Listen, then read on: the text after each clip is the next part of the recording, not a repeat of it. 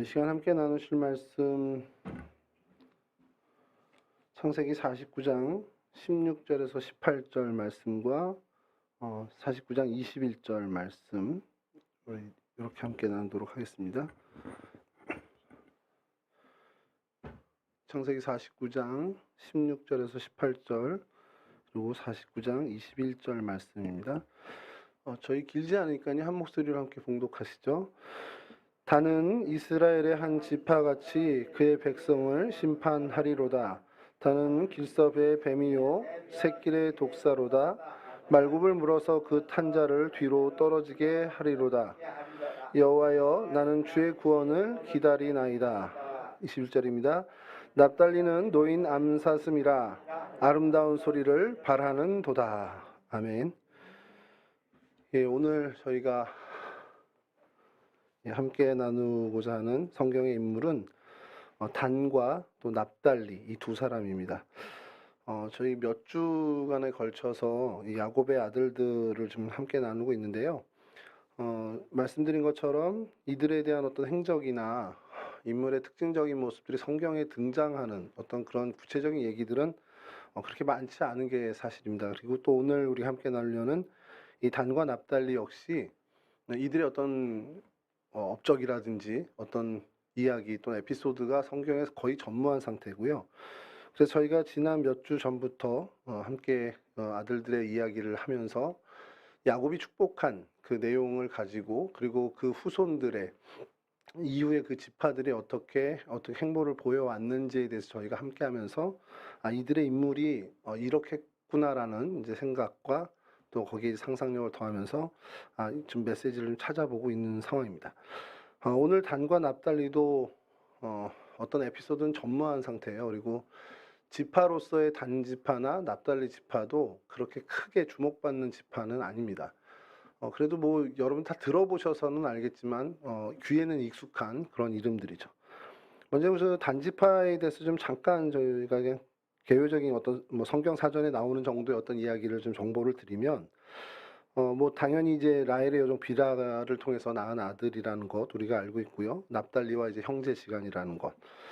근데 이제 그 단지파의 시조로서 이제 단지파에 대해서 좀 얘기들이 단에 대해서 저희가 찾으면 많이 나오는데 이게 여러분 지나가는 어떤 이야기로 한두 번씩은 들어보셨던 이야기가 있을 것이 성경 고고학자들, 그러니까 성서 고고학자들이 이 단지파에 대해서 좀 추적을 많이 했습니다. 그러면서 이게 히브리어로도 단이에요. 발음이 단입니다. 단인데 이들이 이제 그 지중해 연안의 블레셋 인근 지역에 처음에 땅을 분배받고 그 단지파가 정착을 하다가 약간 이제 쫓겨난 듯이 이제 저 북쪽으로 이주를 하게 됩니다. 북쪽으로 이주하면서 사실 또 아모리 족속을 몰아내고 정착을 또 성공적으로 잘 했습니다. 그래서 이따도 말씀드리겠지만 저희 나라를 얘기할 때 뭐 한라에서 백두까지 혹은 뭐 백두에서 한라까지 이렇게 한반도를 지칭하잖아요. 들어보셨죠? 네, 한라에서 백두까지 그러면 한반도 전체 땅 이렇게 하듯이 이스라엘 팔레스틴 이스라엘 영토를 이야기할 때는 단에서 브엘세바까지라는 그 이야기가 있습니다. 그러니까 제일 북단에 단이라는 곳이 있고 제일 남단에 브엘세바. 그래서 단에서 브엘세바 이게 이제 많이 성경을 읽다 보면 들으실 텐데 그렇게 이제 그 단이 그 맨 위에 그쪽에 정착을 하죠. 그리고 이제 북이스라엘이 멸망하는 시점에서 같이 이제 사라지게 됩니다. 근데 이게 문제가 어디서 발생되냐? 뭐 다른 지파들도 다 그때 다 이제 소멸됐으니까 이제 뭐 그 큰 차이가 없는 거 아니야 그러는데 성경학자들이 문제 제기한 거예요. 요한계시록에 12지파를 언급하는데 이 단지파가 제외가 돼요.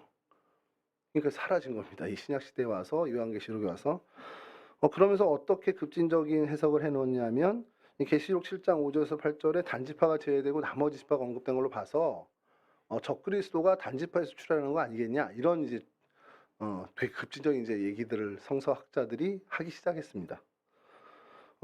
이제 그거에 대해서 동의하는 뭐 학자들도 있고 말도 안 된다라고 이제 얘기하면서 이제 반론을 구체적으로 내놓지는 못하는 이제 그런 이야기가 하는데 이제 성서 고고학자들도 이제 그 연장선상에서 단지파가 도대체 어떻게 된 거냐 하고서 이건 성경학적이 아니라 이제 고고학적인 추적을 하는 겁니다.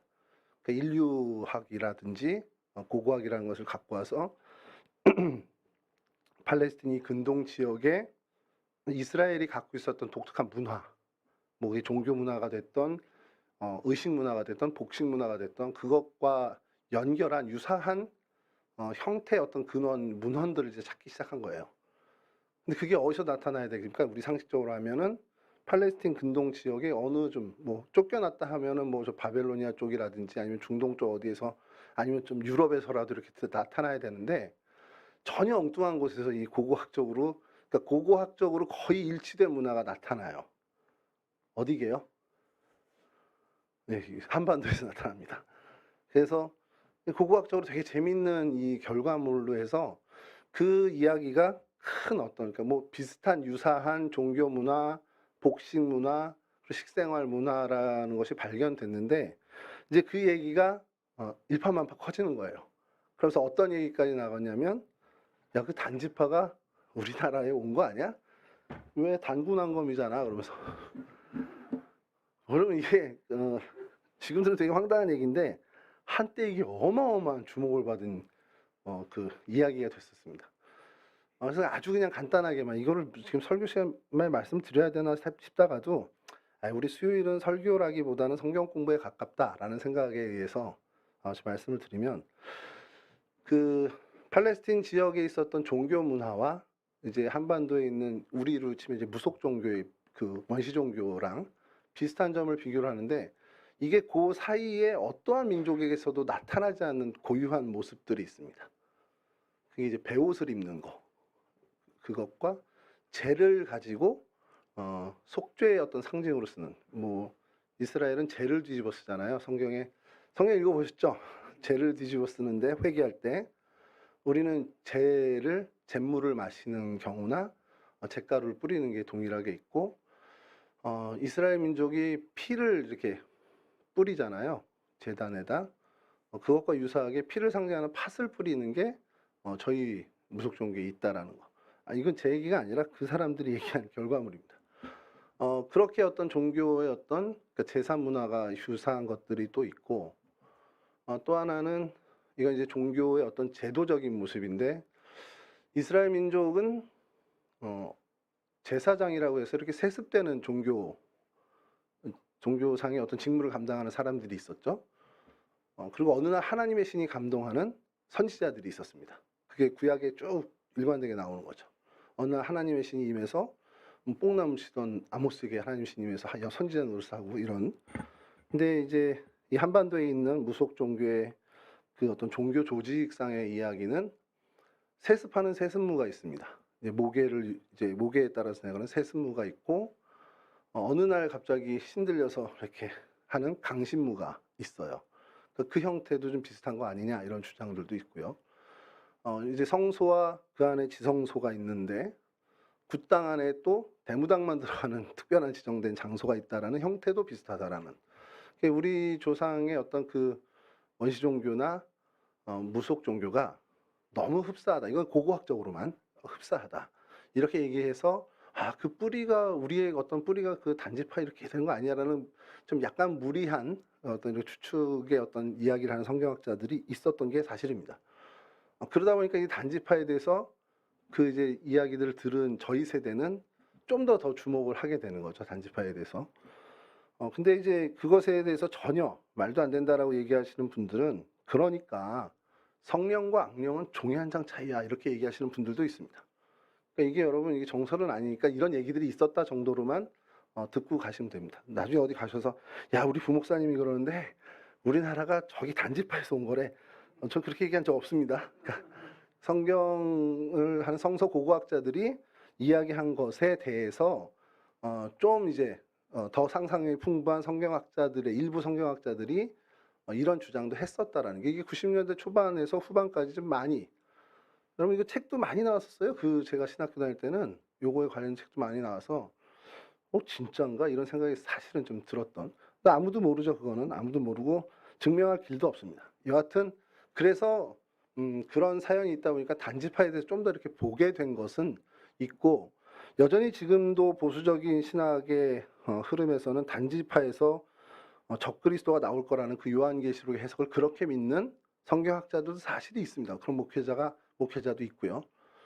그러니까 그런 것들에 대해서는 여러분들이 그러니까 뭐 듣고서는 어디 갔더니 뭐 단지파에서 적그리스도가 나온대 뭐 그렇게 확정적으로 이게 믿으시면 안 된다라는 얘기를 좀 해드리고 싶은 겁니다. 여하튼 이런 어떤 사연들이 있는 성경에는 별로 없는데 그 이후에 이 시대에 좀 이런 에피소드가 있는 단지파에 대해서 그 단지파의 시조인 단에 대해서 저희가 좀 오늘 좀 살펴보려고 하고요. 납달리 지파 역시 그렇게 큰 활약이나 에피소드가 없습니다. 근데 이제 납달리 같은 경우는 그냥 뭐 사사시대의 삼갈이 납달리 출신 정도, 그리고 드보라와 함께 했던 바락이 납달리 출신이라는, 그래서 조금은 좀 어떤 그 전쟁에 참여율이 좀 높고 좀 용맹한 쪽에 좀 가까운 그런 모습을 가졌던 정도로 이야기하죠. 그리고 다윗 시절에도 다윗을 도와서 군사 3만 7천과 군대 장관 1,000명 정도를 이렇게 지원하게 되는 지파로 좀 기록이 돼 있는 걸로 봐서 이들이 조금은 용기 있고 어떤 이런 부분들이 아니겠냐라는 것. 그리고 신약과 연결됐을 때 납달리가 주로 많이 언급되는 것은 이사야 선지자가 이사야 9장 1절에서부터 2절에 이야기할 때 스불론과 납달리 땅을 이야기하면서 지금 너희들이 그렇게 천하게 취급받고 있지만 이후에 이방인들이 거하는 이 갈릴리 지역, 그러니까 납달리와 스불론 땅입니다. 그 땅이 영광을 받을 것이다라는 이제 그리스도의 어떤 그 주요 활동 무대에 대한 어떤 예언이라고 해석이 되는 그런 예언이 있습니다. 그래서 메시아의 구원의 복음이 이 갈릴리 지방에서부터 퍼져나갈 것이다라는 어떤 그런 예언을 한 것으로 좀 주목을 받는 게 이 납달리 지파의 그 정도. 그 정도입니다. 그리고 아까 말씀드렸지만 단지파는 언급되지 않는 계시록에 14만 4천 명 명단에 납달리 지파가 소개된다라는 정도가 성경에서 이야기되는 어떤 납달리 지파에 대한 이야기가 답니다. 그러다 보니까 이제 야곱의 오늘 저희가 함께 읽은 이 본문 야곱의 축복에 대해서 좀 더 그걸 근거로 해서 야곱의 눈에 비쳤던 그 아들들이 이런 아들들이 아니었겠냐라는 것을 좀 생각해 보면서 좀 교훈을 찾으려고 합니다. 단과 납달리는 친형제입니다. 어머니가 같은 형제고요. 야곱과 비라 사이에서 태어난 형제죠. 그리고 단의 이름의 뜻은 공평하다라는 뜻에서 어떤 심판하다, 재판하다라는 뜻을 가지고 있는 단어고요. 납달리 같은 경우는 경쟁하다, 겨루다 이런 어떤 그 의미를 가진 단어입니다. 그러니까 이제 단은 야곱에게 있어서는 다섯째 아들이 되겠죠. 레아가 낳은 네 아들의 이은 다섯째, 그리고 납달리는 여섯 번째 아들이 됩니다. 뭐 시대 배경이야 뭐 당연히 그 야곱의 아들들, 야곱의 시대이고요. 뭐 간략하게 그 배경의 얘기를 좀 하면 레아가 4명의 아들을 낳았어요. 그러니까 라헬은 이제 사랑은 받고 있지만 아들을 낳지 못한 라헬은 위기감을 얻게 됐습니다. 당연히 얻을 수밖에 없겠죠. 지금이야 남편이 나를 사랑해 주지만 결국 나이가 들면 남는 건 당시의 문화에선 자식밖에 없다라는 걸 알기 때문에 마음이 급해집니다. 그래서 나이가 들면은 이제 남편도 자식들에게 마음이 더 갈 것이고, 그렇게 되면 자신은 당연히 어떻게 보면 도태된다라는 생각 때문에 그 불안감에 견딜 수 없어서 자신의 종이었던 비라를 자기 대신해서 남편에게 주고, 그 비라를 통해서 첫 번째로 낳은 아들이 바로 이 단이었습니다. 얼마나 라헬이 기뻤는지 그때 이제 라헬이 했던 고백은 하나님이 내 억울함을 푸셨다. 그러면서 지은 이름이 단이라는 겁니다. 억울함을 푸셨는데 왜 전혀 그것과 좀 같은 뜻이 아니고 억울함이라는 뜻이 전혀 있지 않은 단이라는 이름을 지었을까? 이제 성경학자들의 해석은 하나님이 그만큼 나에게 이 억울함을 푸시게 판단하시고 판결을 내려주셔서 이런 아들을 주셨다. 그러니까 공평하게 이제 언니와 공평하게 해주셨다라는 그런 해석으로 지금 하게 되죠. 그러니까 얼만큼 그가 기뻤는지 이제 여기서 나타나는 거죠. 내 억울함을 푸셨다. 내가 정말 그렇게 한이 맺혔던 것을 하나님이 판단하시고 하나님이 그 공의를 펼쳐주셔서 해결해 주셨다라는 고백을 할 정도라는 겁니다. 그래서 그 자신의 그 억울함을 하나님께서 판단해 주셔서 그래서 어떤 재판에서 뭐 무죄라든지 아니면 뭐 어떻게 보상해 뭐 이런 식의 판단을 내려주셔서 풀어주셨다라는 그런 이야기죠. 그러면서 동시에 이제 그 이후에 바로 비라가 또 한 명의 아이를 낳게 되는데 그 기쁨이 이제 어떤 기쁨이었냐? 둘째 아들을 가지니까 이젠 내가 언니와의 출산 경쟁에서 이겼다. 이렇게 이 경쟁에서 이겼다라는 의미의 납달리라는 이름을 짓게 됐습니다. 그러니까 이제 이 이후에 라헬은 남편의 사랑을 받는 것은 만족스럽지만 뭔가 하나 계속 부족함을 느끼고 있었는데 이제 자녀로 인해서 그것이 완전히 해소된 모습이라는 겁니다. 그러니까 이 경쟁에서 내가 이겼고 사랑도 받고 자녀도 있어. 이런 어떤 마음을 이제 갖게 된 것이죠. 그래서 당당함이 생겼고 그런 이후에 라헬의 모습이 어떻게 보면 훨씬 더 어떻게 보면 그 살아가는 어떤 힘을 더 더해주는 그러한 어떤 계기가 되게 된 아들 둘이 바로 난과 납달리였다는 것이죠. 그래서 먼저 단을 좀 살펴보면요. 구체적인 언급이나 구체적인 어떤 인물에 대한 소개가 성경에 없는 것으로 아까 말씀드린 것처럼 야곱의 축복 내용에서 저희가 좀 찾아볼 텐데, 단의 특징을 좀 보면은 어떤 백성을 심판하는 사람, 어떤 심판자 역할을 하는 사람이라는 것을 저희 야곱을 통해서 저희가 알 수 있습니다. 그러니까 공정함을 갖고 있는 사람이었지 않겠냐라는 것이죠.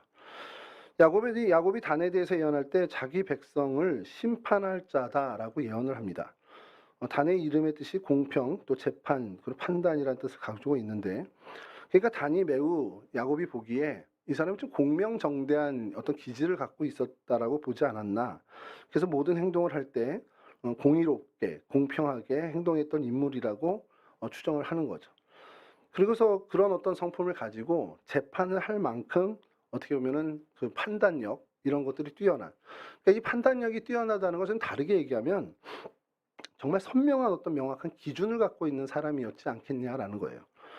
우리가 이 땅을 살아가면서 하나님의 사람들도 선명한 기준이 필요하다라는 겁니다. 이것이 정말 옳고 그름에 있어선 어떤 때는 옳고 어떤 때는 이거 맞고 이렇게 왔다 갔다 하는 게 아니라 하나님의 사람이라면 선명한 기준, 적어도 죄의 문제에 있어서 선명한 기준이 필요하듯이 이 단이라는 사람이 어떤 재판관에 어울릴 만큼의 냉철함을 그런 것들을 갖고 있는 선명한 기준을 갖고 있던 사람이라고 추정을 한다는 것이죠.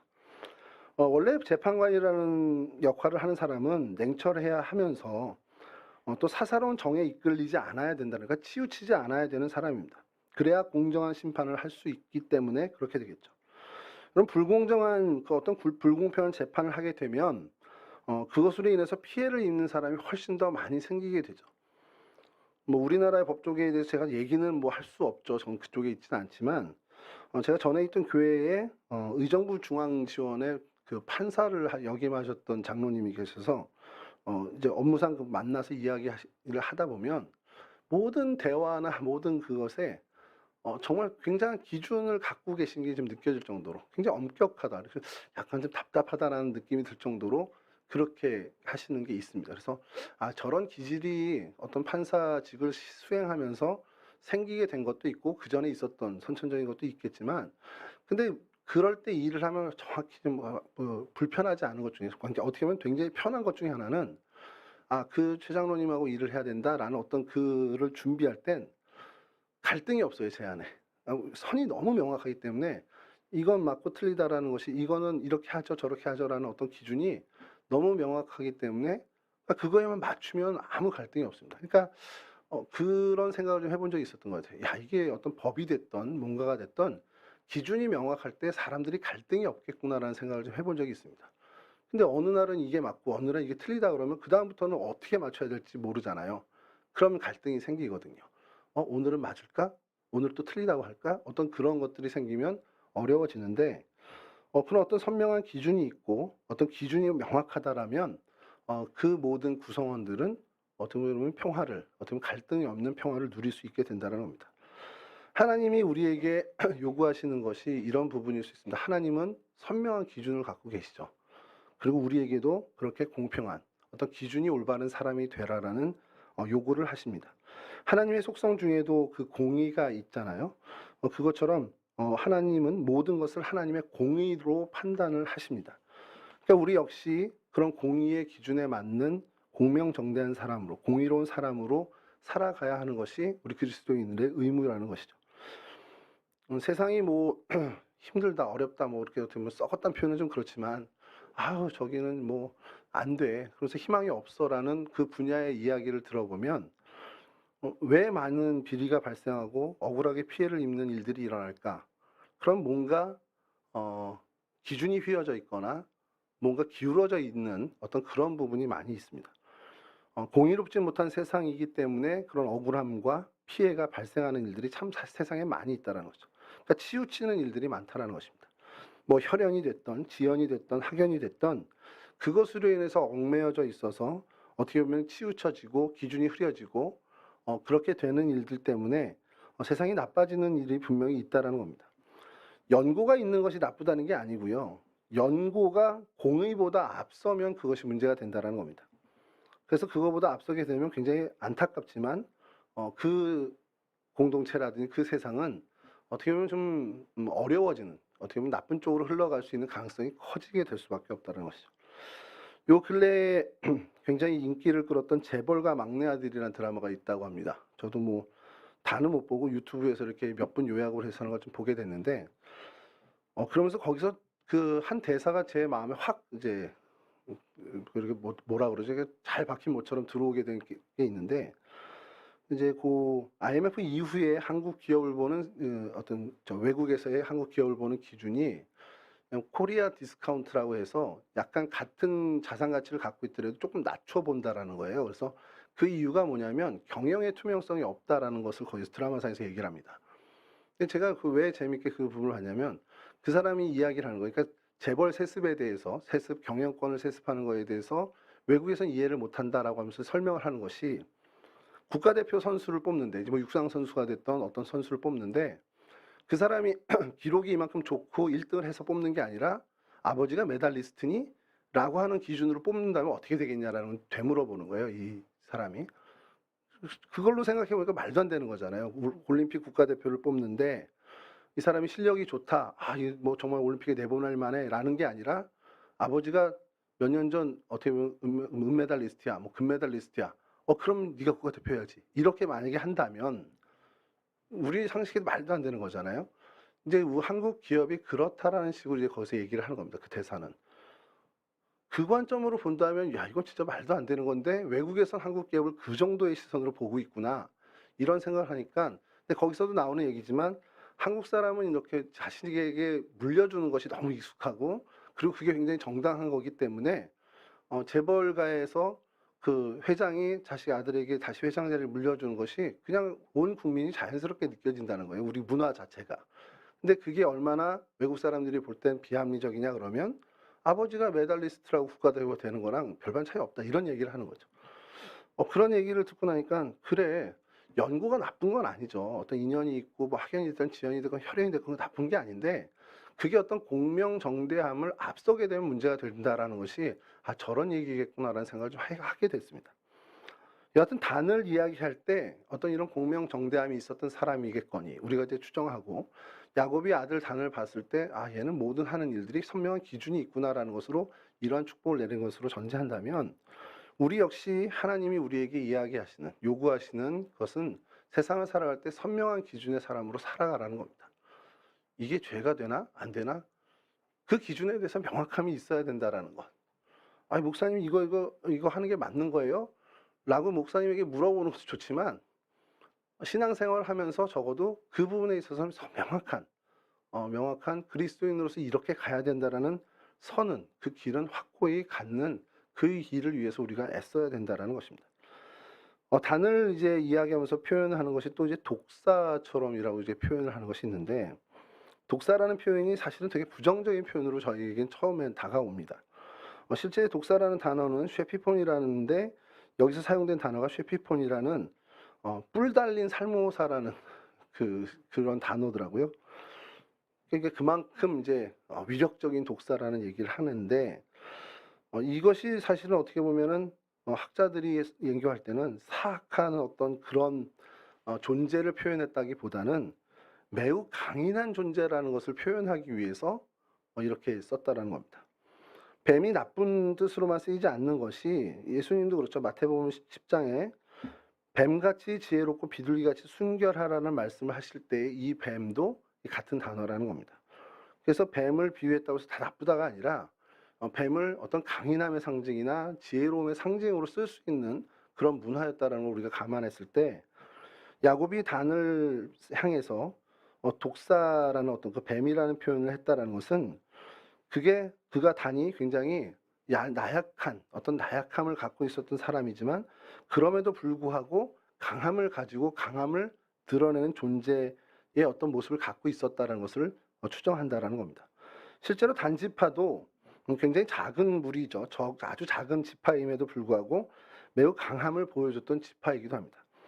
뭐냐면 아까 말씀드렸지만 단지파가 가나안 땅을 분배받을 때에 블레셋에 가장 인접했던 그 지역을 분배를 받습니다.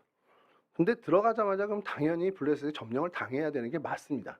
왜냐면 당시에 블레셋은 철기 문화를 갖고 있었던 초강대국이란 말이에요. 그러니까 단지파가 거기서 군사적으로는 도저히 이거는 어떻게 할 수 없는, 비교할 수 없는 그 정도인데 블레셋에 필적할 수 전혀 없는데 버텨왔습니다. 뭐 그 다음에 이제 나중에 역사가 흘러간 이후에 북쪽으로 이제 옮기게 되는 사연이 있겠지만 여하튼 그 지중해 인근의 블레셋과 계속해서 대치하면서 나름대로 그 안전망이라고 해야 되나요? 그 보호막, 이스라엘 전체 공동체의 보호막 역할을 해줬다라는 것이죠. 나중에 이제 단지파가 이제 그 지역에 자리 잡지 못하고 북쪽으로 이동하면서 그 라이스 지방 그쪽에서 다시 정착할 때도 사실 어떻게 보면은 정착을 할 수 있겠어라고 했을 때 무난하게 정착하는 그런 어떤 용맹함, 강인함을 가졌던 지파라는 것. 단이 그 지파의 조상이었던 이 단이 어떤 그런 성향의 사람이었다라는 것을 이제 우리가 얘기한다라는 겁니다. 그럼 우리가 이 단의 어떤 모습을 보면서 어떠한 교훈을 얻어야 되냐? 내 여건과 내 환경과 내 상황이 어떤 것에 필적할 수 없는 되게 약한 현실이라 할지라도 우리는 그냥 그것에 낙심할 필요가 없다라는 겁니다. 왜냐하면 단에게도 그렇게 하셨지만 하나님이 우리와 함께 하신다라는 것. 여러분 그런 존재로 우리는 살아야 한다는 거예요. 위축되지 말고 자신감 없고 안 돼 이런 부정적인 생각할 것이 아니라 내 조건이지만 하나님이 함께 하시면 가능해라는 믿음으로 우리는 살아야 한다는 겁니다. 예전에 그 이야기를 한 적이 있습니다. 그 마이크로소프트를 창업한 빌 게이츠에 대해서 많은 언론들이 이야기할 때 싫어하는 사람도 있고 좋아하는 사람도 있어요. 극명하게 나눠집니다. 지금도 마찬가지입니다. 윈도우 프로그램을 좋아하는 사람은 되게 좋아하는데 윈도우 프로그램을 싫어하는 사람도 되게 싫어해요. 그 정책 이런 것들을 싫어하는 사람들은 싫어하거든요. 근데 그런 얘기를 하는 겁니다. 빌 게이츠를 싫어하는 사람도 많고 좋아하는 사람도 많은데 그를 무시하는 사람은 없다라는 거예요. 제가 그 얘기를 들으면서 그리스도인이 바로 이렇게 돼야 돼. 이 땅을 우리가 살아가면서 그리스도인을 좋아하는 세상 사람들은 좋아하는 사람도 있습니다. 그래 예수 믿어? 교회 다녀? 그럼 인정해라고 우호감을 갖고 있는 사람들도 분명히 있습니다. 교회 다니고 예수 믿고 크리스찬이라는 것에 대해서 그냥 아무 이유 없이 싫어하는 사람들도 많습니다. 교회 다녀요? 그러면서 좀 싫어하는 사람도 분명히 있죠. 근데 우리 그리스도인들이 이 땅 세상 사람들이 우리를 볼 때 좋아하는 사람도 있고 싫어하는 사람도 분명히 있습니다. 세상은 어차피 우리를 싫어하는 것이 더 많죠, 사실은. 근데 우리 그리스도인들이 나가야 되는 것은 좋아하는 사람도 있고 싫어하는 사람도 있지만 그리스도인을 무시하는 사람은 없어야 한다는 것이죠. 근데 오늘날 너무 안타까운 것이 교회가 그리스도인이 이 기독교가 어떤 복음이 굉장히 무시받고 있는 그런 시절을 살고 있는 게 사실이라는 겁니다. 우리가 좀 더 각성하고 우리가 더 바르게 더 하나님의 어떤 복음의 힘을 가져야 되는 것은 우리 자체가 인정받고 그런 차원이 아니라 우리가 뭔가 권력을 휘둘리고 우리가 정권과 붙어가지고 무소불위의 어떤 권력을 나눠 갖는 그런 차원의 기독교를 꿈꾸는 게 아니라 세상 사람들로부터 무시당하지 않는 그런 복음이 되도록 하나님이 무시당하지 않고 주님의 말씀이 경멸히 여기지 않게 되는 그 일을 위해서 우리가 사실은 이 일에 힘써야 한다는 것이죠. 각자의 삶의 분야에서 우리가 인정까지는 아니라 무시받지 않는 그러한 삶의 모습을 보여야 한다는 것이라는 겁니다. 그래서 단을 보면서 우리가 생각할 땐 그 조그만 지파가 그 정말 존재감도 없는 지파가 그런데 큰 일을 해내는 것처럼 우리가 어쨌든 간에 우리의 형편이 그것을 필적할 만한 상태가 안 되고 비교해도 좀 객관적인 모든 기준에서 떨어진다 할지라도 하나님 우리와 함께 하시기 때문에 우리가 그것을 능히 해낼 수 있다는 믿음으로 정말 위축되지 않고 담대하게 나아가는 그러한 모습, 그리고 그것으로 통해서 우리가 세상 사람들로부터 무시당하지 않는 그런 모습을 보일 때 교회와 하나님과 복음이 무시당하지 않는 일까지도 이어진다는 사실을 알고 좀 더 강하고 담대한 사람들로 살아야겠다라는 것이죠. 자, 이제 납달리의 모습인데요. 납달리 역시 기록에 어떤 에피소드는 전혀 없습니다. 오늘 납달리를 향한 표현은, 첫 번째 표현은 암사슴 같은 존재라는 겁니다. 이게 암사슴이 뭘까 굉장히 고민을 많이 하는데, 성경에서 암사슴이라는 표현이 종종 쓰인단 말이에요. 암사슴이 뭔가 그러면 연약한 존재를 상징할 때 암사슴을 이야기하는 게 성경의 어떤 성경 안에 있는 정서입니다. 그런데 그 연약한 만큼 이 암사슴에게는 어떤 특징이 있냐? 공격으로부터 자신을 방어할 힘은 없습니다만, 그래서 갖고 있는 것이 민첩함을 갖고 있다는 겁니다. 성경에서 암사슴을 이야기할 땐 연약한 존재이면서 동시에 민첩함을 갖고 있는 상징적인 어떤 것을 이야기합니다. 그러니까 납달리를 야곱이 볼 때 좀 약해 보일 수 있겠죠. 약해 보일 수 있는데, 그러나 민첩함을 갖고 있는, 그것을 충분히 커버하고도 남을 민첩함을 갖고 있다라는, 그것을 보지 않았겠냐라는 것이죠. 민첩하면서 능숙한 자. 왜냐하면 민첩하지 않고 능숙하지 않으면 살아남을 수 없는 그런 어떤 환경이었기 때문에, 그곳에서 살아남기 위해선 민첩해야 됐고 능숙해야 됐다라는 것. 실제로 그의 후손들, 사사기 4장에 보면 가나안 왕 야빈의 군대가 이스라엘을 침략합니다. 드보라 사사 시절이죠. 드보라는 에브라임 지파 사사입니다. 사사고, 드보라가 이제 판관으로 이제 사사로서 활동을 할 때, 그 침략 시점에 드보라와 함께 이 야빈의 군대를 물리치기 위해서 바락이라는 사람을 부르게 되죠. 이 바락이 바로 납달리 지파 사람이었습니다. 바락이 이에 함께 대처하면서 이제 스불론 지파, 납달리 지파가 이제 같이 그 인근에 같이 하고 있으니까 한 1만여 명의 군사가 동원돼서 그 야빈의 군대를 물리치는 기사가 사사기 4장에 등장합니다. 거기에 보면 이제 물론 이제 이 야빈은 하솔의 그 이방인 여자에게 이제 죽임을 당하게 되는 거지만, 결정적으로 드보라가 많은 지파를 놔두고 이 납달리 지파의 만여 명 바락을 동원해서 군사를 일으켜서 이 전쟁을 치르는 것을 봤을 때, 어쨌든 그 연약하지만 거기에 맞는 장점이 있다는 것, 뭐 민첩함과 능숙한 어떤 재능이 있었던 그러한 지파였으면 틀림없다라는 것이죠. 이러한 모습을 보면서 납달리, 이런 모습을 우리가 오늘날 나에게 적용하면 어떻게 될까? 우리가 하나님의 일을 하는 데 있어서만큼은 좀 민첩한 사람, 하나님의 일을 하는 데 있어서만큼은 능숙한 사람이 되는 게 우리의 좀 목표가 돼야 되지 않겠냐라는 생각을 해보게 된다는 겁니다.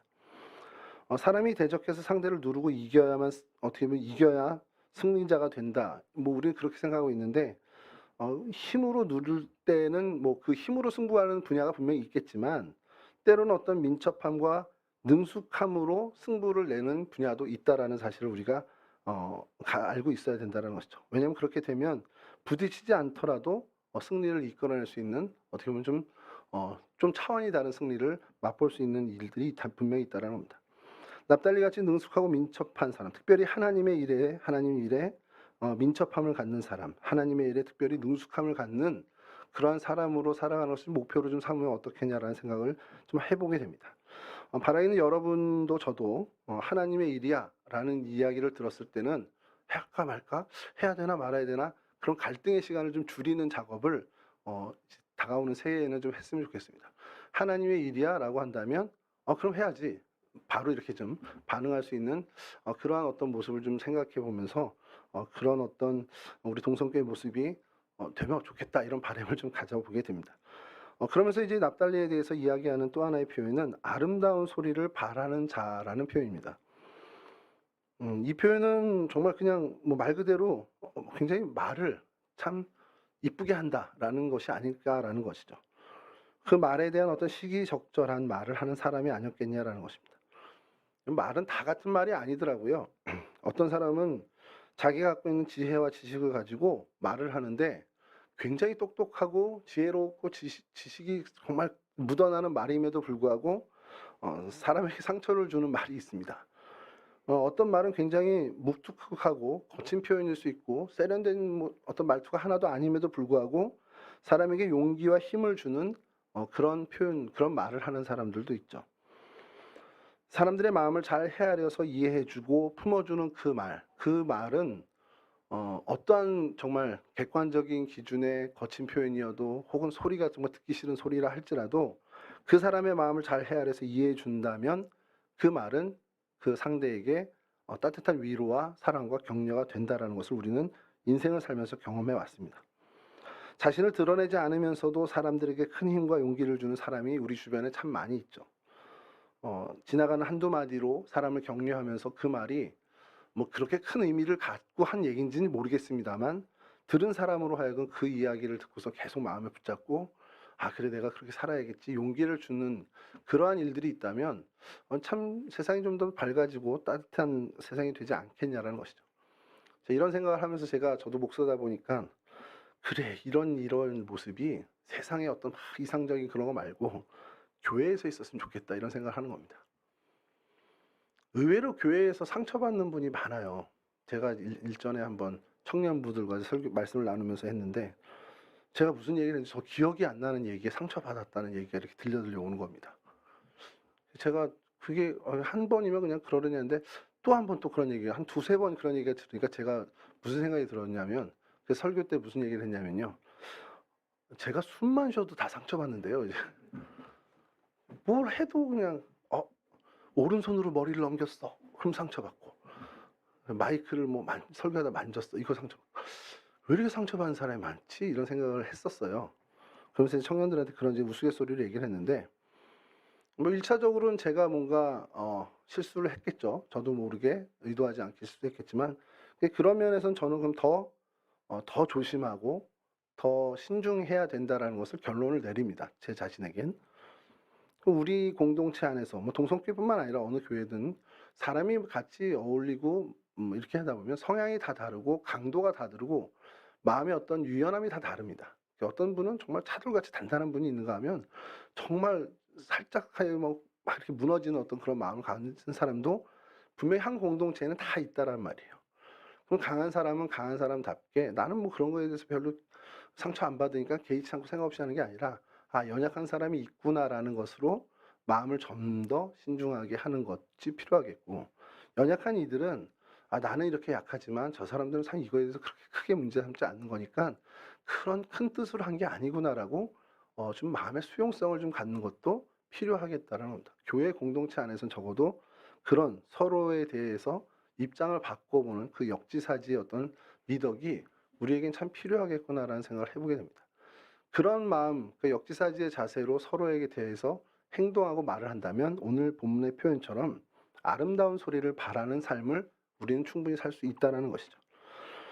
세상의 말 한마디 때문에 사람을 절망에 떨어뜨리기도 하고 그 말 한마디 때문에 희망을 주고 용기를 불어서 인생을 바꾸는 일이 세상에 분명히 있습니다. 뭐 그것이 뭐 종종 일어나죠. 그것이 사실 저희 교회 안에서도 일어났으면 좋겠습니다. 세상에서 말 한마디 때문에 나라고 떨어뜨리는 그것은 아예 없고 말 한마디로 인해서 서로가 용기를 얻고 희망을 갖고 그래서 주님께 한 걸음 더 가까이 나아가는 그러한 일들이 교회 공동체 안에서 정말 많이 목격되었으면 좋겠습니다. 우리 공동체가 그런 서로가 서로에게 아름다운 소리를 바라는 정말 사랑이 담긴 언어와 행동과 삶의 모습을 보여주면서 정말 주님 안에서 진정한 코이노니아를 이루는 공동체가 되기를 정말 이 말씀을 정말 준비하면서 바라게 되고 소망하게 됐습니다. 저와 여러분 모두가 정말 주님 안에서 서로에게 아름다운 존재, 서로에게 사랑과 용기를 주는 존재로 살아가는 그 귀한 일들을 이루실 수 있기를 주님의 이름으로 간절히 축원합니다. 여러분 단과 납달리가 이렇게 되는데 결론을 그냥 정리를 하겠습니다. 단처럼 우리가 선명한 기준의 사람이 되었으면 좋겠어요. 그것을 오늘부터 좀 기도했으면 좋겠습니다. 내가 하나님, 적어도 하나님과의 관계와 하나님의 사람으로 살아갈 때에 정말 내가 말씀에 정말 정확한 기준을 좀 갖고 살아가는 사람이 됐으면 좋겠습니다라는 기도를 좀 하셨으면 좋겠고 그렇게 살았으면 좋겠고요. 그러면서 내가 작은 사람, 그러니까 내 주변에 내게 허락된 일들이 초라한 것이라 할지라도 문제가 되지 않는다는 그 믿음을 좀 가지셨으면 좋겠어요. 그래서 하나님이 함께 하시면 이건 아무 문제 안 된다라는 것. 그것을 우리가 좀 다시 한번 좀 깨닫는 것. 그리고 민첩한 하나님 말씀에 하나님의 부름에 하나님이 요구하시는 것은 민첩하고 주신 재능을 최대한 발휘할 수 있는 적어도 하나님의 일에서만큼은 정말 승리하는 사람들이 되시기를 소망하면서 살아가길 바라고요. 서로가 서로에게 정말 아름다운 소리를 잘하는 표현처럼 서로가 서로에게 참 힘과 용기를 주는 아름다운 존재로서 살아가는 우리 공동체가 될 수 있기를 주님의 이름으로 간절히 축원합니다. 우리